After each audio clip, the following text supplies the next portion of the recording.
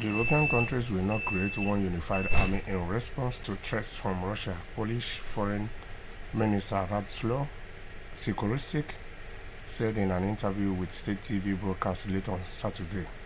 Earlier on Saturday, Ukrainian President Volodymyr Zelensky called for the creation of an European army, saying the continent could no longer be sure of protection from the United States and would only get respect from Washington with a strong military. So, first and foremost, it seems like Ukrainian president is not in touch with the reality. Yes, US don't even want to give Europe any protection anymore. That is why Donald Trump has been calling that the EU as a continent, every country in the EU should increase their defense spending.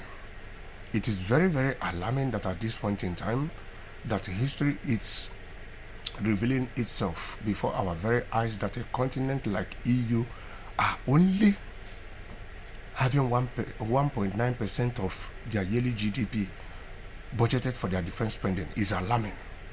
When you see that countries like Russia, their defense spending is 9% of their GDP, and then the new minister they appointed, Katia Kallas, is even calling for 3%, which is not even enough. Yes, because even though the EU invests 5% of their yearly GDP, it will not still be enough, because most of the militaries in the EU lack the guerrilla experience. Most of them are not even IT wise. Most of them lack the skills in order to protect their sovereignty in case of any outside aggression. So for this Ukrainian president thinking of a EU and European unified army, it seems as if he's living in Soviet era. It seems as if he's still behind the World War era. We are no longer in World War era. We live in an era where every country have the right to build their own defense capabilities in order to protect their territories, in order to protect their citizens. So it is an individual thing.